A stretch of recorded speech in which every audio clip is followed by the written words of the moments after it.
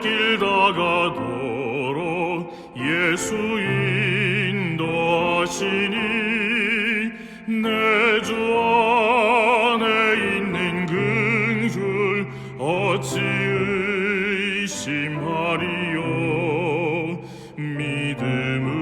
믿음으로 사는 자는 하늘 위로 받겠네.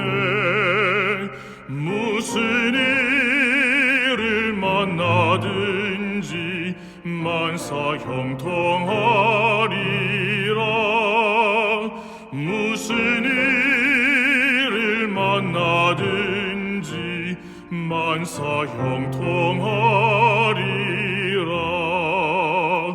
나의 갈 길 다가도록 예수 인도하시니 모든 시련 당할 때에 족하는 내 주시네.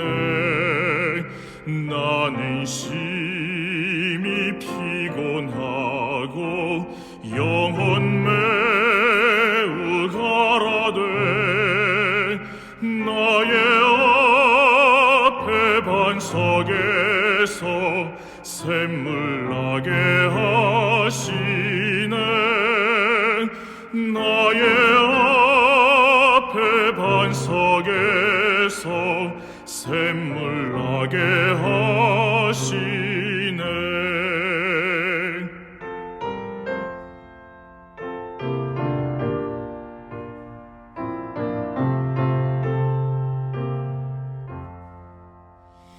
나의 갈 길 다가도록 예수 인도하시니 그의 사랑 어찌 큰지 말로 할 수 없도다. 성령 감화 받은 영혼 하늘 날아갈 때에 영영토록 찬송 제목 예수 인도하셨네.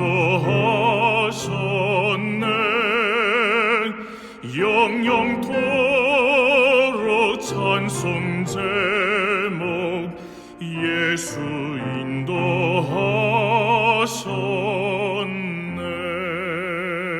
인도하셨네.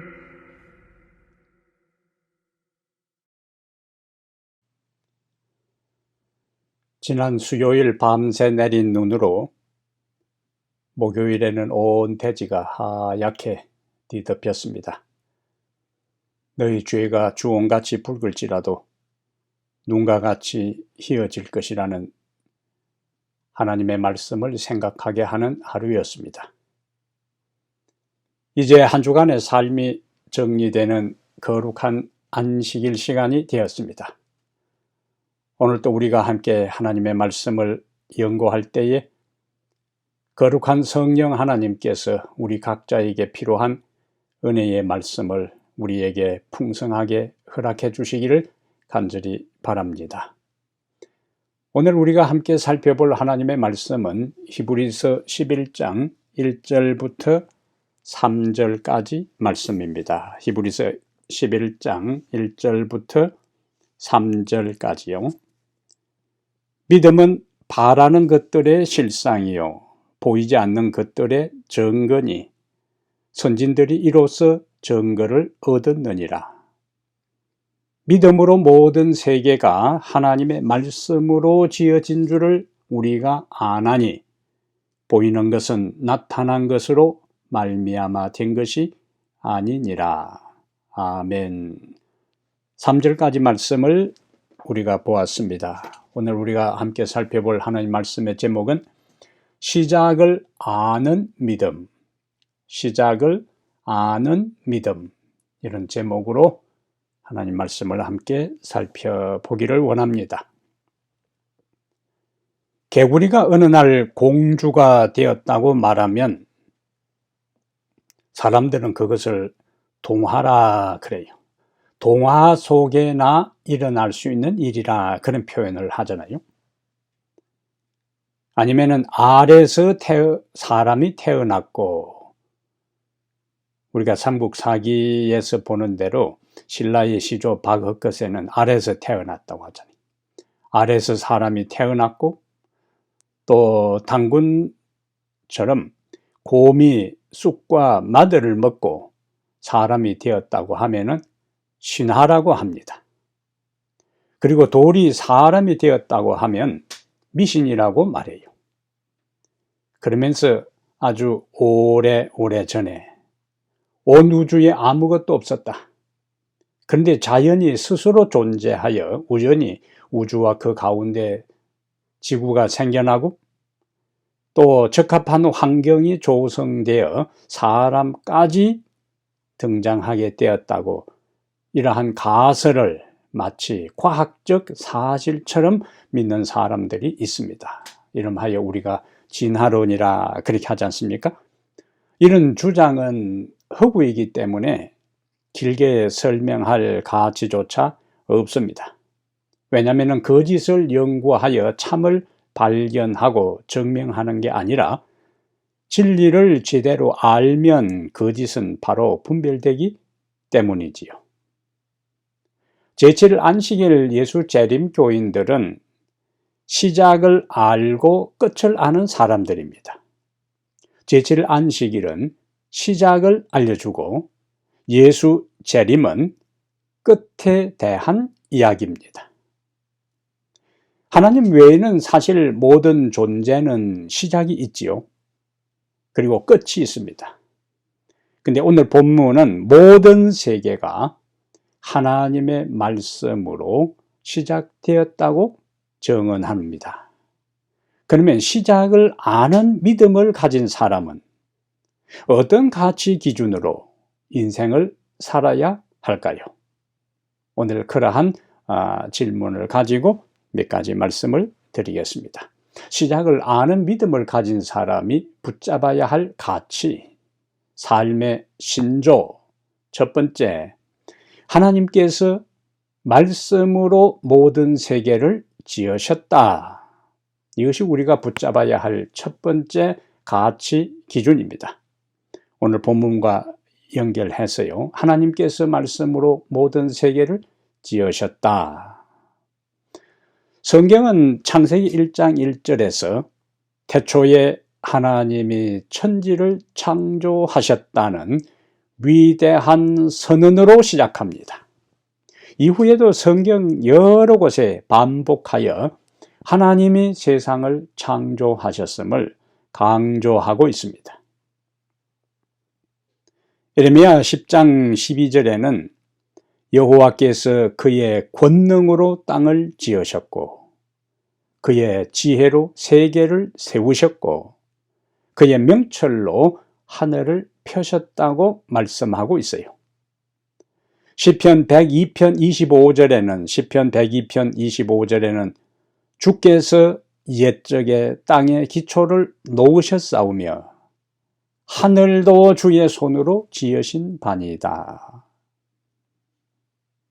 하나님께서 땅에 기초를 놓으셨고 하늘도 주의 손으로 지으셨다고 시편 102편 25절은 말씀하고 있어요. 그런데 이런 말씀, 하나님께서 땅에 기초를 놓으셨고 하늘도 주의 손으로 지으셨다는 이러한 성경의 선언, 성경의 정언, 말씀을 우리가 믿느냐 믿지 않느냐에 따라서 우리의 신앙이 결정됩니다. 우리의 운명이 좌우됩니다. 그리고 우리가 이 세상에 살아 있을 동안 세상을 어떻게 보는 우주관과 내가 인생을 어떻게 무엇에 기초해서 어떤 목적으로 어떤 삶의 방향을 가지고 살아가야 할 것인가에 대한 인생관이 달라지는 거예요. 하나님이 세상을 창조한 그 성경적 진리를 우리가 믿느냐 믿지 않느냐에 따라서 우리의 인생의 방향이 완전히 달라진다는 말씀이지요. 우리가 역사에서 18세기경에 유럽의 여러 사상들이 등장하는데 그 중에 이신론이라 하는 사상이 등장해요. 18세기경에 유럽에서 등장한 사상입니다. 이신론. 이 주장의 핵심은 하나님께서 우주를 창조하신 것까지는 인정해요. 하나님의 존재도 인정하고 하나님의 세상을 창조하신 것까지도 인정합니다. 그런데 문제는 오류가 있어요. 하나님의 존재와 창조하신 것까지는 인정하되 하나님은 더 이상 우주의 운행에 관여하지 않는다는 주장이에요. 그럼 세상은 어떻게 움직이는가? 우주는 어떻게 운행되는가? 자기들 나름대로 이야기를 합니다. 세상이 움직이는 것은 하나님이 창조시에 부여한, 창조시에 설정한 자연 법칙에 의해 운행된다는 주장이에요. 자동시계처럼. 그러나 성경은 하나님은 창조 후에도 여전히 온 우주를 붙드시고 운행하시고 그 가운데 사는 모든 피조물들의 필요를 채워주시는 분으로 성경은 분명하게 말씀하고 있어요. 히브리서 1장 3절에도 그의 능력의 말씀으로 만물을 붙드시며 라고 말씀하고 있거든요. 초기문집 417페이지에 엘렌 G 화이트는 이렇게 정언합니다.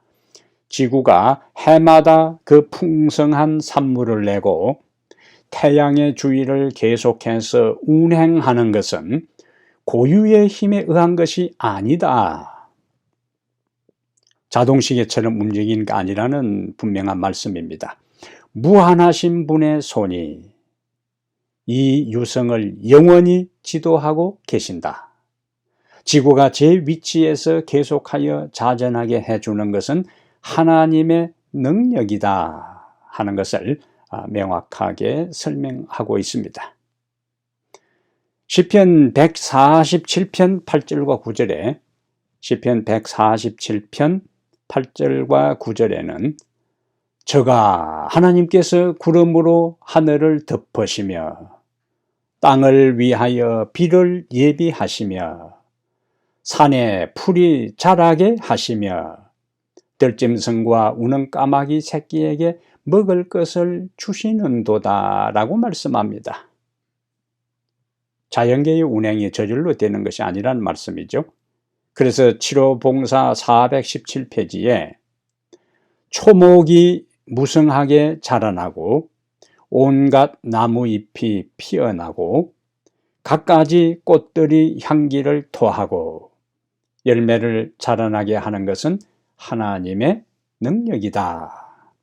초목이 무성하게 자라나고 온갖 나무잎이 피어나고 갖가지 꽃들이 향기를 토하고 열매가 자라나게 하는 것은 하나님의 능력이다 라고 말씀하고 있어요. 사도행전 17장 28절에는 우리가 그를 힘입어 살며 기동하며 있느니라고 말씀합니다. 하나님을 우리가 힘입어 살고 움직인다는 거예요. 그래서 다시 7호 봉사 417페이지에 맥박이 뛰고 호흡을 계속하는 것은 일단 작동시켜 놓기만 하면 계속적으로 그 기능이 되풀이되는 기계 장치와 같은 것이 아니다. 우리는 하나님 안에서 살고 움직이고 생존을 지속한다. 고동하는 심장이 고동치는 것, 뛰는 맥박이 뛰는 것, 살아있는 유기체로서 움직이는 모든 신경과 근육은 언제나 실존하시는 하나님의 능력으로 질서를 유지하고 활동을 계속한다라고 정언합니다. 사실 우리가 우리 인체의 작동과 기능 하나하나를 보면 신비하기 그지없습니다. 경외감을 느껴요. 그래서 시인은 시편 139편 13절과 14절에서 시편 139편 13절과 14절에서 주께서 내 장부를 지으시며 나의 모태에서 나를 조직하셨나이다. 내가 주께 감사하옴은 나를 지으심이 심요막측하심이라고 노래하고 고백하는 거예요. 하나님께서 모든 세계를 창조하시고 오늘 또 온 세상을 붙드시며 우리가 그를 힘입어 살고 있다는 것을 확신하고 이러한 가치로 이러한 진리를 붙들고 그에게 감사하며 살아가게 되기를 바랍니다. 두 번째, 우리가 시작을 아는 믿음을 가진 사람은 어떤 가치 기준으로 인생을 살아야 하는가? 하나님은 인간을 하나님께 예배하는 존재로 창조하셨다라는 가치로 인생을 살아야 돼요. 하나님은 인간을 하나님께 예배하는 존재로 창조하셨다. 이사야는 이사야 43장 7절에서 내 이름으로 불려지는 모든 자, 곧 내가 내 영광을 위하여 창조한 자를 오게 하라. 그를 내가 지었고 그를 내가 만들었느니라.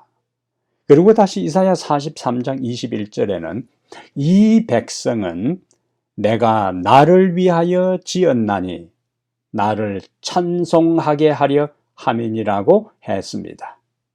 여기 이사야 43장 7절과 21절을 요약하면 이것입니다. 하나님은 인간을 하나님께 예배하는 존재로 창조했는데 예배를 통하여 그분을 찬양하고 그분에게 영광을 돌리도록 하기 위해 인간을 창조하셨다는 거예요. 인간의 창조 목적입니다. 인간의 근본적인 창조 목적은 하나님께 예배하는 존재로 창조했어요. 그러면은 인간의 창조 목적이 하나님께 예배하는 것으로 하나님께서 창조하셨다면 우리가 인간의 참된 의미와 보람과 기쁨과 행복을 경험하는 것은 인간의 창조 목적에 조화되게 살아갈 때에 우리의 삶에는 진정한 행복이 찾아올 수가 있습니다. 날마다 우리는 의미 있는 삶을 살아갈 수가 있어요. 날마다 보람 있고 가치 있는 인생을 영위할 수가 있습니다. 왜? 하나님께 예배하는 것이 인간 창조의 근본 목적이기 때문에 그 목적에 조화되고 일치된 삶을 사는 자에게 하나님께서 그와 같은 기쁨과 행복과 의미와 보람을 느끼도록 해 주시는 겁니다. 그럼 왜 우리는 창조주 하나님만 경배해야 할까요? 예배학에서 중요한 질문입니다.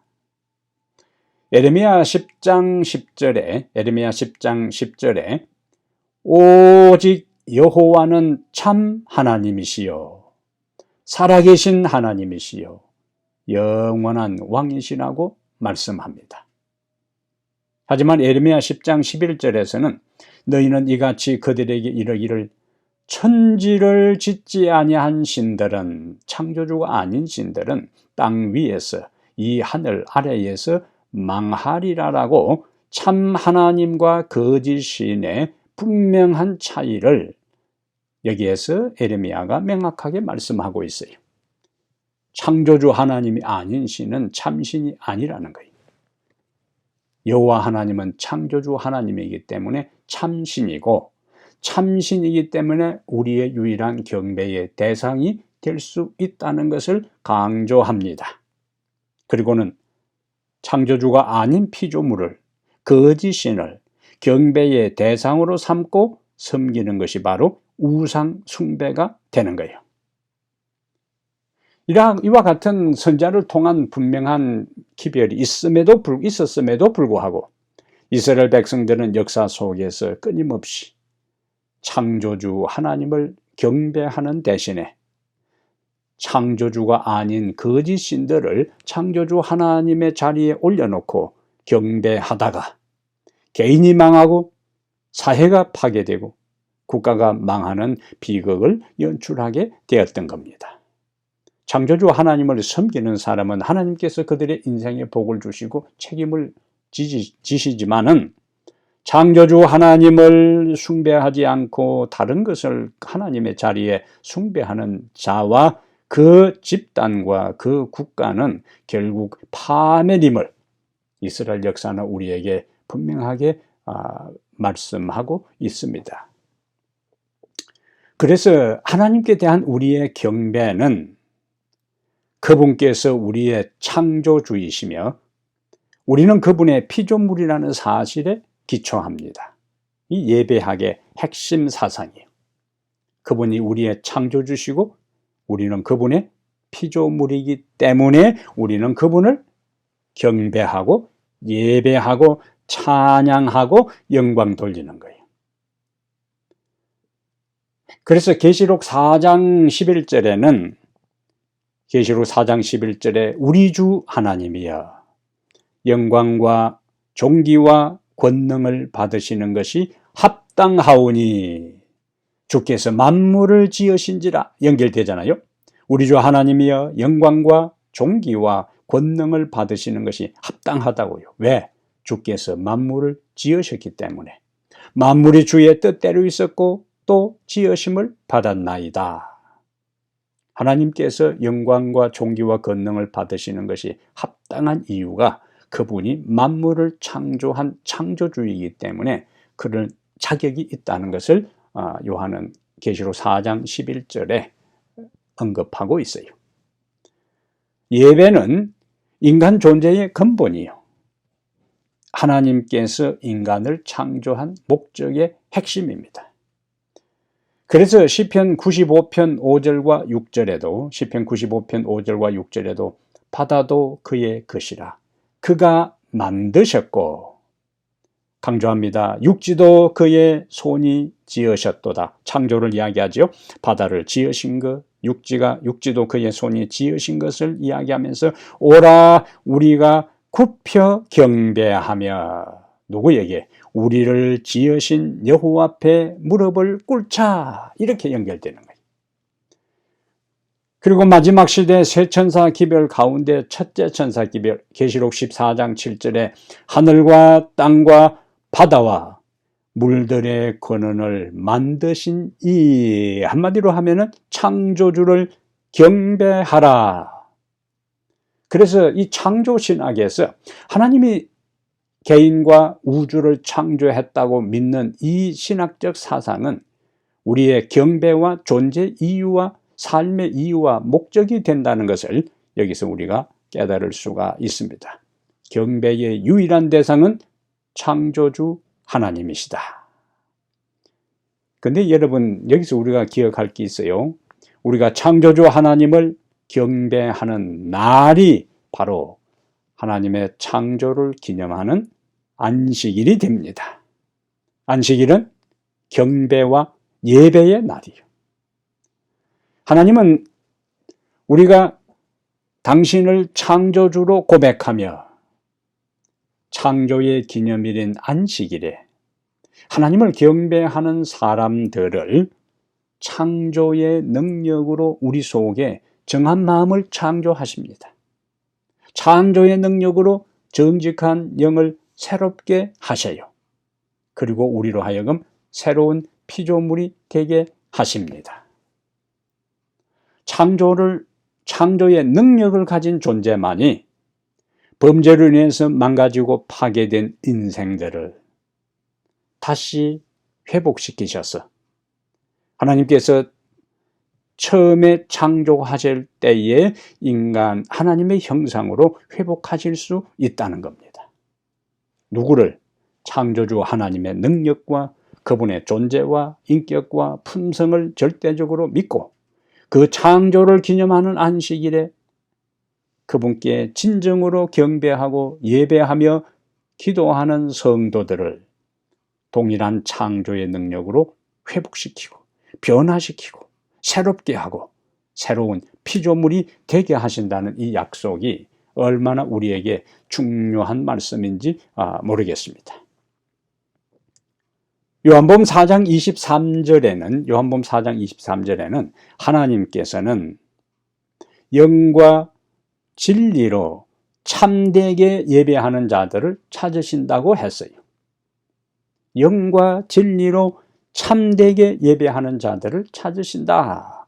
여기 진리, 하나님 말씀의 분명한 진리에 기초해서 성령의 이끄심과 감동을 따라 예배하는 사람들을 찾으신다는 거예요. 진리를 갈급해하지도 않고 하나님의 말씀의 진리에 목말라 하지도 않고 하나님의 말씀의 진리를 따라 살지도 않고 성령의 감동과 이끄심에 반응하지도 않으면서 형식적으로 몸만 나와서 하나님 앞에 예배한 그러한 것들은 하나님께 영광 돌리고 하나님께 간합되는 예배가 될 수가 없습니다. 진리를 사모하고 진리를 찾고 진리를 따라 살고 성령의 끊임없는 세미한 음성에 귀를 기울이고 굴복하고 마음을 열고 하나님께 예배하는 자들을 하나님께서 찾으시는데, 오늘 우리가 바로 창조의 목적에 따라 영과 진리로 하나님을 예배하는, 하나님이 찾으시는 바로 그 주인공들이 되시기를 바랍니다. 세 번째, 시작을 아는 믿음을 가진 사람들은 어떤 가치관을 가지고, 신앙적 가치관을 가지고 살아야 하는가? 세 번째, 믿음으로 모든 세계가 하나님의 말씀으로 지어진 줄을 알고 살아갑니다. 믿음으로 모든 세계가 하나님의 말씀으로 지어진 줄을 알고 살아가는 사람, 이런 사람이 되어야 된다는 거예요. 하나님이 세상을 창조하실 때에 사실 인간은 그 현장에 없었어요. 아무도 창조의 과정을 목격하지 못했습니다. 그러므로 하나님께서 말씀으로 세상을 창조하신 이 일을 창조 후에 등장한 인간이 확인할 수도 없고 과학적으로 증명할 수도 없기 때문에 우리에게 이렇게 말씀하세요. 하나님의 창조 현장을 우리가 목격하지도 않았고 그 현장에 없어서요. 그러한 인간들을 향하여 하나님은 욥기 38장 4절에서 내가 땅에 기초를 놓을 때에 네가 어디 있었느냐?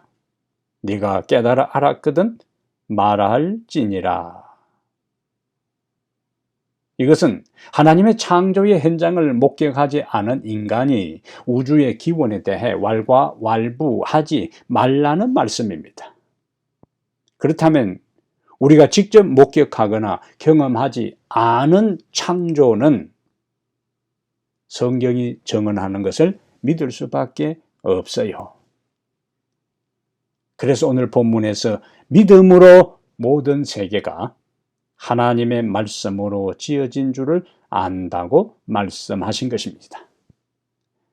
알아야 믿는 것이 아니고 알아야 이해되는 것이 아니고 믿으면 이해되고 알게 되는 거예요. 순서가.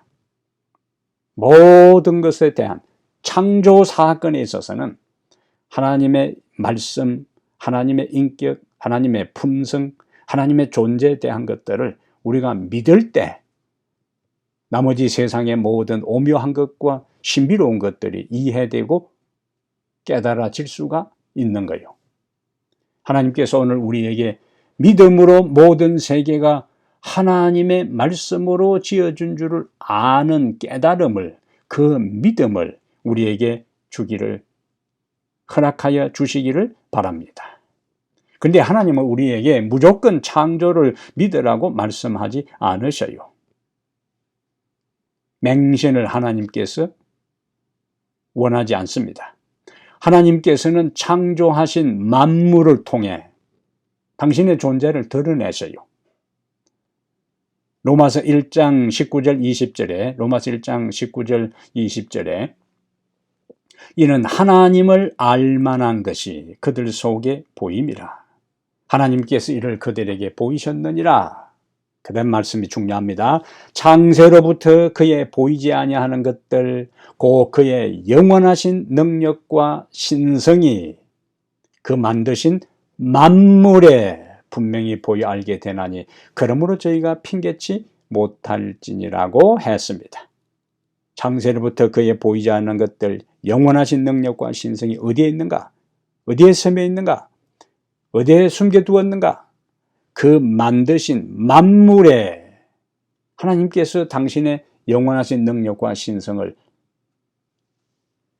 숨겨둔 거예요. 그러므로 저희가 핑계치 못할지니라. 천연계의 신비가 굉장히 많습니다. 우리의 인체의 신비뿐만 아니라 우리들 주변의 식물들과 동물들과 천연계의 흐름들을 믿음의 관점으로 하나님의 영안이 열린 관점으로 보면은 얼마나 놀랍고 경이로운 것들이 많은지 몰라요. 최근에 자료를 보는 가운데 그 중에 하나가 이런 예가 있어요. 일반적으로 우리가 아는 대로 대부분의 새들은 둥지에 알을 낳고 어미가 품든지 또 수컷이 돌아가면서 부모 알을 부활시킵니다. 이게 일반적인 현상이에요. 하지만 호주에 사는 팔리포울이라는 새는 알을 품지를 않습니다. 아주 특이한 새예요. 대신 넓이가 3m, 깊이가 1m나 되는 굴을 파서 거기다가 낙엽을 다 채워요. 낙엽을 채우고 바로 덮는 게 아니고 비가 와서 젖으면 1m 높이로 흙과 모래를 덮습니다. 이 작업이 자그만치 4개월이 걸려요. 암컷과 수컷이 넓이 3m, 깊이 1m를 파고 거기다가 낙엽을 물어와서 채우고 다시 1m 높이로 흙과 모래를 덮으려니까 이 작업이 장장 4개월이 걸립니다. 특이한 방법이죠. 이들은 낙엽이 분해되면서 열을 발생하면 부리와 혀로 열을 측정합니다. 그래서 둥지 안에 온도가 33도가 되면 1m 높이로 흙을 덮어놨다 그랬어요. 1m 모래를 헤치고 그 안에 알을 낳고 다시 덮습니다. 근데 낮에 더우면은 33도가 넘으면은 알이 부화될 수도 않고 썩을 수도 있기 때문에 낮에 날씨가 더우면은 또 그 1m 높이로 쌓아오는 그 흙을 모래를 다 헤쳐 환기를 시키고 밤에 또 기온이 내려가면은 그 큰 둥지 위에 낙엽을 덮어서 그 둥지 안의 온도가 항상 33도의 적정 온도가 유지되게 하는 거예요. 그래서 항상 둥지 안의 온도가 33도로 유지되고 있는지를 알기 위해서 계속 그 1m 흙과 모래를 파내고 부리와 혀를 이용해 온도를 점검하고 어떤 때는 낙엽이 빨리 분해돼서 온도가 높아지면은 낙엽의 일부를 제거해 찬 공기를 순환시켜 온도를 낮추고 이러한 일들을 하는 거예요. 그러면은 이 낳은 알들은 약 2개월 후에 부화하는데 새끼는 그 1m 깊이의 모래를 뚫고 밖으로 나와야 되는데 자그만치 부화한 새끼가 그 모래를 1m 깊이의 모래를 뚫고 바깥으로 나오는데 15시간이 걸리는 겁니다.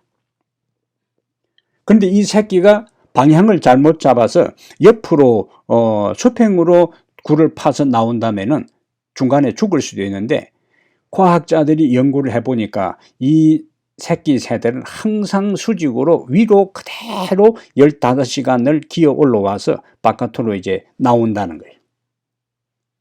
그리고 밖에 나온 이 새는 밖에 나온 말리포울이라는 이 새는 24시간 이내에 날기 시작해서 바로 어미새로부터 독립을 한다 그래. 자, 여기에서 우리가 생각할 것이 있어요. 이 새들이 이 말리포울이라는 이 새가 낙엽이 분해하면은 열이 난다는 것을 이 새가 어떻게 알았을까요? 그리고 부리로 어떻게 온도를 측정할 수 있었을까요?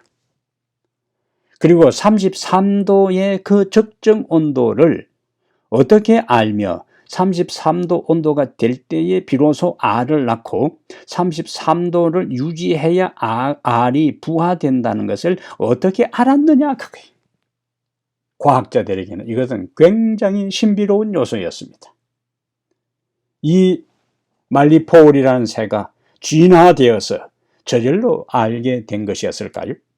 이것은 이 새끼는 24시간 이내에 독립해버리기 때문에 자기 어머니 곁에 있으면, 엄마 옆에 있으면서 자기 엄마가 알을 낳고 그 다음에 3m 넓이로 1m 깊이로 그 다음에 모든 낙엽들을 긁어 모으는 것을 본 적도 없어요.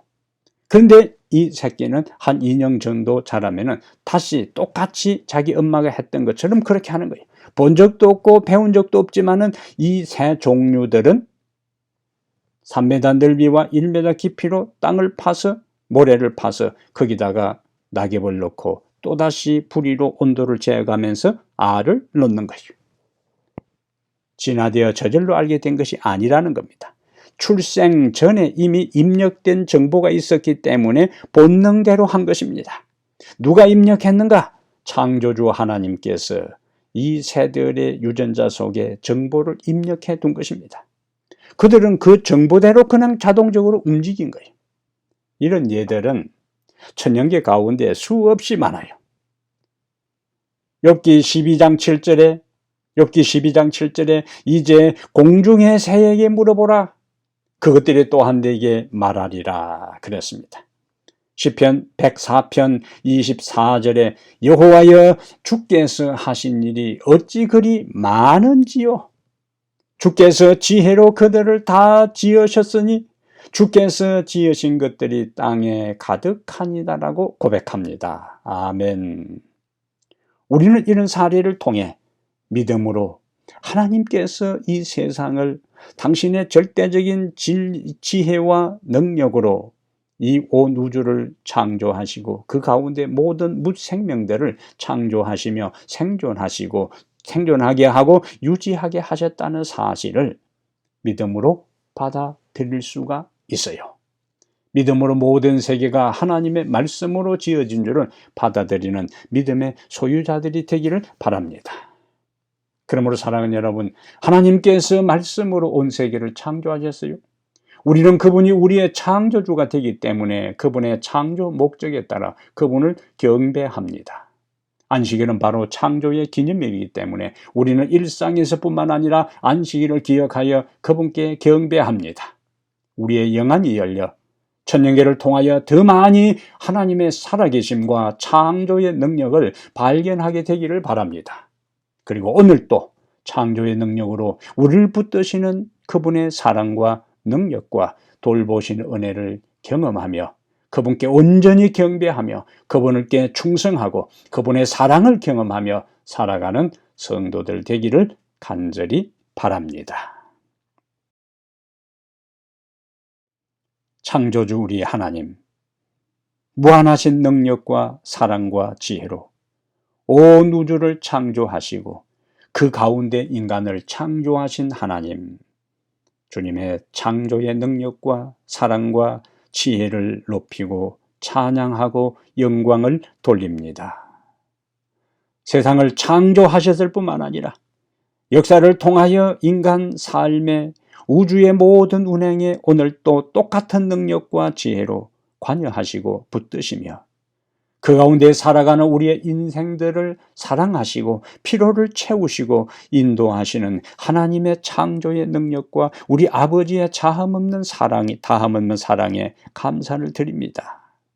하나님, 우리의 존재 이유가 주님께 예배하는 존재로 우리를 창조하셨사오니 하나님의 진리를 가까이 하고 성령에 이끌려 날마다 참으로 영과 진리로 예배하는 자들이 되어 하나님께 영광을 돌리는 성도들이 되게 해 주시옵소서. 그 예배를 통하여 하나님께 영광이 되고 그 예배를 통하여 우리의 삶의 이유와 존재 이유와 방향과 목적을 알아 하나님께 참으로 영광 돌리는 인생의 기쁨과 보람과 만족을 누리며 살아가는 우리 모든 성도들 되도록 도와주시옵기를 우리 주 예수님 이름으로 간절히 기도하옵나이다. 아멘.